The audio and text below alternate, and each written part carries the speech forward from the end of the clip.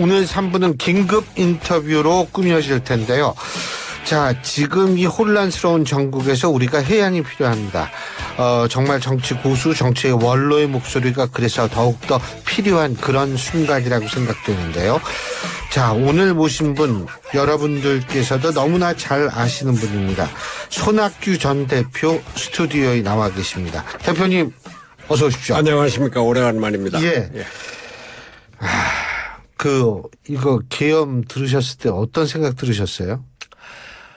우리나라가 지금 선진국 아닙니다. 유엔에서 예. 공식적으로 예. 지정을 한 10대 경제 강국이고 어제는 이 한강이 노벨상 수상을 했던 그렇죠. 문화적인 선진국이. 그런데 대통령은 60년대, 70년대, 80년대 20세기의 그 낡은 사고 방식에 지금 쿠데타가 후진국에도 없잖아요. 그러니까 그 21세기 최고 선진국에서 20세기 유산, 유물 이걸 갖고 대항한다고 그러니까 이거 도무지 이해가 안 가죠. 그러고 참 처절하게 짝이 없고요. 제가 대표님께 이런 말씀을 여쭙는 게 제 기억으로는 대표님이 수배 당하셔가지고 이 도피하고 계실 때 어머님께서 잡고 하셨었죠. 예. 네. 그래서 장례식장에 못 갔는데 어쨌든 꼭 가야 되니까 가서 거기서 잡히셨죠. 예. 그죠? 예. 그러셨던 분이기 때문에 이번에 계엄이 더욱더 좀 기가 막히게 느끼셨을 것 같아서 제가 여쭤본 거예요. 근데 이게 지금 윤 대통령이 사과를 했는데 2분 정도니까 어떤 분은 야, 윤 대통령이 사과한대더라. 그러고서 텔레비를 켜려고 그랬는데 벌써 끝났다는 거거든요. 어떻게 보십니까? 아니, 그때는 뭐 대통령이 국회에서 계엄 해제 결의를 하니까 한 2시간 끌다가 마지 못해서 계엄 해제를 수용한다. 뭐 그때는 사과도 아니었어요. 그런데 대통령은 그 뒤엔가요? 그 야당의 국정농단, 입법농단, 예산농단, 이런 걸, 도저히 참을 수 없어서 이거 없애달라 이러는데 지금 우리나라 이 상황을 보면은 대통령과 의회의 충돌. 대통령도 국민으로부터 선출받았죠. 국회의원들도 선출받았죠. 둘 다 정통성을 갖고 있는 거예요. 권위주의 시대에는 대통령이 무력으로 누르고 중앙정보부에 갖다 잡아놓고 돈으로 회유하고 그랬다고 하지만 민주화가 된 이후로 의회 권력이 점점 상승하면서 정면 충돌을 하게 된 겁니다. 그러니까 양쪽 다 내가 국민으로부터 선출을 받았다고 하는 우리 신율 교수 정치학 교수시니까 듀얼 레지티머시. 네. 이중적인 정통성. 이게 충돌하는 거거든요. 우리가 중학교 때부터 배운 민주주의에는 삼권 분립의 원칙이 있는데 삼권 분립이 이게 가만 따져보니까 대통령제에서만 대통령의 권력이 워낙 세니까 의회가 통제를 한다. 그런데 유럽의 내각 책임제에서는 내각 정부와 의회 권력이 거의 같이 갑니다. 정부를 의회에서 선출하니까. 우리도 지금 87년 체제, 여기에 그동안 87년 체제를 통해서 세계화 자유화에 대응하고 IT 전문화에 대해서 기술 제조업 강국으로 이렇게 경제 10대 대국에 올라섰는데 그리고 복지국가도 이렇게 하고 말이죠. 근데 이제는 의회와 대통령 정부와의 충돌이 아주 일상적인 게 되고 대통령이 법을 의회가 마음대로 제정을 하고 대통령 거부권을 유도하고 말이죠. 대통령이 임명하는 사람 탄핵해서 직무정지시키고 행정부가 이걸 운영을 해 나갈 수가 없어요. 그래서 저는 이제는 87년 체제를 극복해야 된다. 극복을 하고 이젠 7공화국을 만들어서 의회와 행정부가 통일을 하는 이런 헌법 체계, 국가 권력 체제를 바꿔야 되지 않나 이런 생각이 들어요. 권력 구조를 바꾼다는 말씀이신데. 권력 구조를 그죠? 바꿔야죠. 근데 이 권력 구조를 바꾸는 개헌을 한다라는 말씀이신데 그렇다면 권력 구조를 바꾼다는 게 4년 중임제를 의미하시는 겁니까? 내각제를 의미하시는 겁니까? 4년 중임제는 예. 지금의 대통령의 권위주의와 또 포퓰리즘 이걸 계속하고 강화 심화하는 것밖에 안 됩니다. 예. 지난번에 문재인 대통령도 그때는 박근혜 대통령을 탄핵을 할 때 예. 그때 문재인의 민주당이 워낙 국민과 그 합의를 해서 이제 아주 그 권력도 세고 예. 그래서 헌법 체계를 바꿀 여유가 없었어요. 그냥 정권 교체뿐이었죠. 그 문재인 대통령 권력 농단 또 뭐 적폐청산 이것만 내세우지 않았습니까? 근데 이제는 우리가 이러한 격변기에 이게 얼마나 큰 그 정치적인 그 변화의 계기입니까? 이때 우리의 권력 구조를 바꿔서 분열과 대립의 예. 갈등 구조 예. 이걸 극복할 때가 됐다. 그런 생각을 하는 거죠. 근데 뭐 저 4년 중임제다 뭐 이원 집정부제다 내각제다 뭐 이런 얘기가 나오는데 저는 우리가 그 길게 논의를 해봐야 되겠습니다만 4년 집정부제는 결국 대통령제의 의회 분열과 갈등 구조. 또 나타납니다. 이거 계속 더 심화시키는 거고 이원 집정부제는 요새 프랑스에도 보셨지만 거기도 좀 복잡하죠. 대통령과 의회 그저 총리가 다른 그 의회가 이제 그 여소야대가 되면은 총리를 제대로 안정적으로 유지를 못하는 측면이 있어요. 저는 개인적으로는 독일의 총리 민주주의 의원 내각제죠. 예, 칸슬러 프린ци피라고 이것을 선호하지만 여하튼 이거는 열어놓고 우리가 권력 구조를 바꾼다 이러한 분위기를 만들어 나갈 필요가 있다 이렇게 생각합니다. 근데 문제는 뭐냐면 바꾸려면 지금 이 와중에 뭐 우리가 다시 뭐를 해가지고 하는 거는 좀 힘들 거란 생각이 들거든요. 방법론상으로 볼 때. 맞습니다. 저는 이게 처음에 이 계엄령이 나고 또 계엄령 해제가 되고 이랬을 때 이게 우리가 하느님이 우리한테 준 새로운 기회다. 이렇게 생각했거든요. 이런 커다란 변혁, 우리 세계가 얼마나 큰 변혁기에 있습니까? IT가 AI 시대로 바뀌죠. 그 세계에서 극우화가 막 이제 일어나죠. 민주주의 위기다.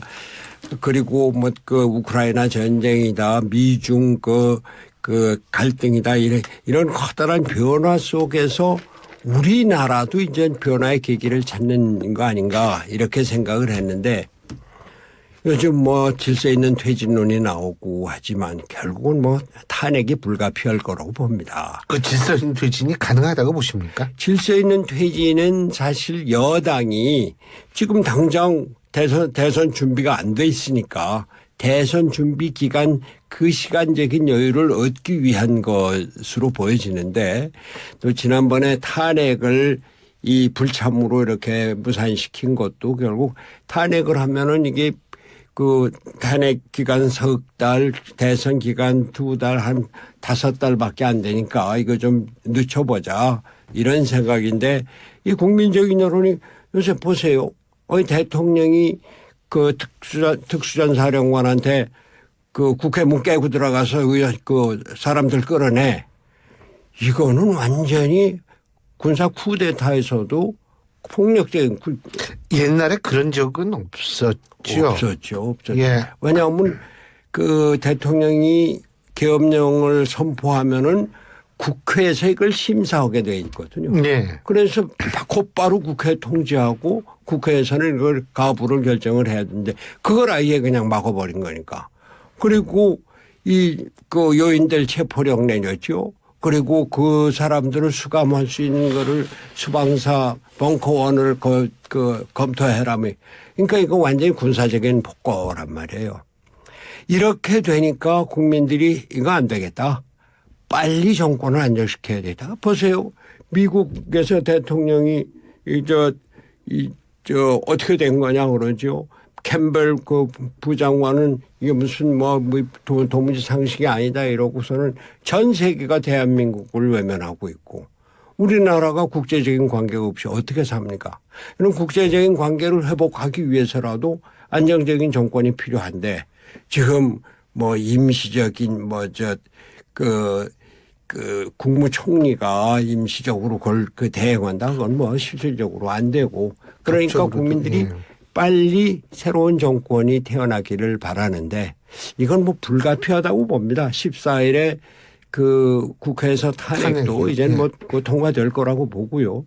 그러면은 그 다음에 이걸 또다시 그게 이재명이 됐건 누가 됐건 대통령이 돼서 의회와 갈등 구조 또 포퓰리즘의 구도 이런 걸로 계속 우리가 지금 피크 코리아를 얘기하고 있지 않습니까?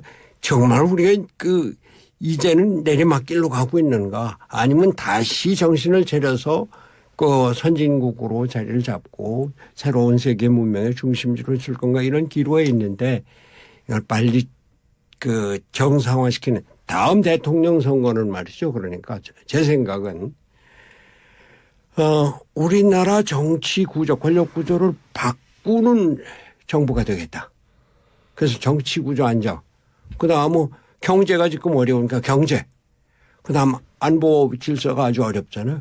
그것만을 얘기를 하면서 다음 국회의원 선거가 28년이니까 그때까지만 임기를 하고 나는 이것을 하겠다. 이런 대통령 후보가 나와서 일종의 장기적인 조금 길긴 하지만 새로운 7공화국 건설을 위한 과도 정부라고 하면은 좀 표현이 심합니다만 그러한 어떤 중간적인 이런 정치를 해야 되지 않겠느냐 이런 생각입니다.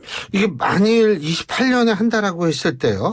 그래도 지금 내년에 대선이 있다라고 하면 내년 중반 정도의 대선이 있다고 한다면 26, 27, 28, 3년은 하는 거거든요. 그래도. 아니 글쎄 그러니까 우리가 지금 저는 처음에는 이 계엄령 사태가 일어났을 때 지금 윤석열 대통령이 정권을 내려놓고 대신 야당과 타협을 해서 과도내각을 구성하자. 여야가 합의를 하는 그럼 당신네도 추천을 해봐라. 이렇게 해서 과도내각을 구성을 해서 그 과도내각이 실권을 갖고 다음 대통령 선거를 준비하는 이런 걸 생각을 했는데 지금 우리나라 국민들의 여론이나 국정의 운영 과정으로 봐서 워낙 대통령이 그냥 군부를 동원해서 정권을 뒤엎으려고 그랬으니까 이제 국정을 문란시키려고 했으니까 그러니까 그거는 안 되고 다음 대통령이 그래도 대통령으로서 권한과 직책을 유지를 하면서 정권의 정치 권력의 구조를 바꾸는데 최선을 기울이는. 근데 윤 대통령은 본인은 법적으로 잘못한 게 법을 어긴 게 바깥으로 나온 게 없다. 이런 식의 입장이고 이게 왜 통치권 그러니까 이런 식의 얘기도 하고 그러는 건데 그거 어떻게 보세요? 그러니까 법을 했다는 사람 그 양반이 그냥 검찰에만 있지 않았습니까? 이분은 말이죠. 검찰에 있으면서도 법무부 근무도 해본 일이 없어요. 청와대 파견도 가본 일이 없고, 국정원이나 어디 이런 것도 없고, 무슨 외국 유학도 안 한 거 아닌가 모르겠어요. 그러니까 오직 검찰에서 특수검찰만 했다면 특수. 사람 잡아다가 했어 안 했어? 잘못했지. 없다고 그러면 다른 거 주제 갖고서는. 그러니까 본인에 대한 어떤 확신이라고 그럴까? 그러니까 이게 독선으로 되는 거죠. 그러니까 지금 저는 질서 있는 조기 퇴진이라는 게 윤석열 대통령의 이러한 성향으로 봐서 받아들여지지도 않을 거고 또 야당도 받아들여지지 않을 거고 결국은 여당 내에서도 지역 구민들의 어떤 압박이 심어 오르니까 결국 탄핵으로 가지 않겠느냐 이렇게 봅니다. 국민의힘의 미래는 어떻게 보십니까? 아주 어렵죠.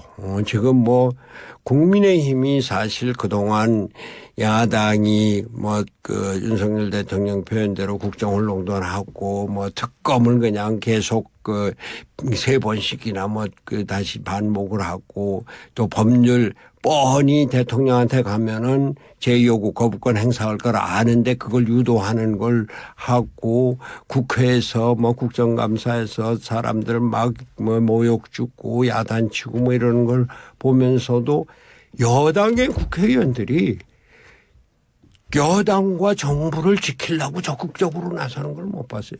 사기가 완전히 그냥 뭐 그런데 지금은 뭐 완전히 멘붕 상태겠죠. 그러나 저는 이런 기회를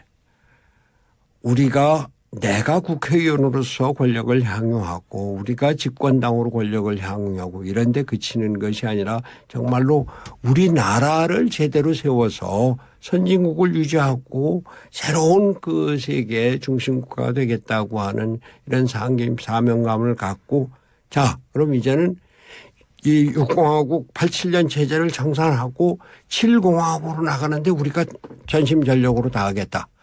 그러고서 욕심을 발휘해야죠. 근데 지금 원내대표 선거에서도 좀 그 친윤하고 비윤 사이에 뭐 좋게 얘기하면 경쟁인데 지금 경쟁할 때는 아니지 않나 이런 생각이 아니 뭐 드는데. 경쟁이 꾸자시고 그 한동훈 대표도 그저께 한덕수 국무총리하고 공동 담화문 발표하면서 이게 뭐 자기가 대통령이나 된 것처럼 뭐 대통령 그 국무총리하고 주례 회동을 하겠다는 뭐 이런 식으로 그 헌법에도 없는 이야기인데 그렇게 그 양반도 검사 출신이기는 하지만 이런 검사 출신들 이런 까진 단순한 이런 것들이 결국 국민들의 신뢰를 잃어버리는 거거든요. 지금은 모르겠습니다. 국민의힘이 어떻게 리더십을 발휘해 세워나갈지는 모르겠습니다만 버려야 됩니다. 우린 정권이 이제 끝났다. 그러나 새로운 정권은 꼭 우리의 정권이 아니라도 우리나라를 이렇게 뭐 망가뜨릴 수는 없다. 이런 사명감을 갖고 임해야 될 겁니다. 지금 우리 국민들 예를 들면은 여의도 간다 그러면 택시 기사님들이 요금을 안 받으시는 분들이 계실 정도로 지금 전 국민이 사실은 동참하고 있는 상황인데 그리고 지금 날씨 좀 추운데 지금도 바깥에서 계속 지금도 이제 촛불을 드시는 분들이 있는데 이런 국민들한테 좀 한 말씀 해 주신다면 어떤 말씀 해 주실 수 있겠어요? 우리 국민이 어떤 국민입니까? 일제강점을 벗어났죠. 6.25의 참상을 이겨냈죠. 세계 최빈국에서 일어나서 수출 국가로 10대 경제 대국이 됐죠. IMF 금융위기를 금모기로 극복을 하면서 IT 국가를 세우고 그리고 또 복지 국가도 우리나라 복지 수준도 아주 뭐 세계 그럼요. 예. 그리고 의료보험 세계 최고죠. 대단한 국민입니다. 저는 이렇게 어려운 상황이지만 우리 국민의 이 특별한 독특한 DNA가 이 어려움을 이겨낼 수 있으리라고 봅니다. 계엄군이 국회 앞에서 하나 쓰러졌는데 그 시민들이 이렇게 세우는 모습. 이게 대한민국 국민들의 어떤 성숙성, 민주주의에 대한 어떤 자긍심 이런 거를 보여준다고 보거든요. 그리고 군인들도 물러나면서 죄송합니다 그러고 하고 그리고 거기 진주한 군인들도 뭐 명령에 의해서 유리창을 깨고 들어가긴 했지만 국회 안에 진입하지 않고 또 국회의원들이 담 넘는 거 다 보고 경찰들이 그냥 놔두고 이런 거예요. 민주주의에 대한 신념, 우리 대한민국에 대한 자부심 이런 것으로 꼭 다시 일어날 수 있으리라고 생각합니다. 예. 갑자기 가슴이 좀 먹먹하네요. 정말 이 대표님 말씀 맞다나 이겨내야죠. 이기지 않으면 안 됩니다. 예. 오늘 말씀 여기까지 듣죠. 감사합니다.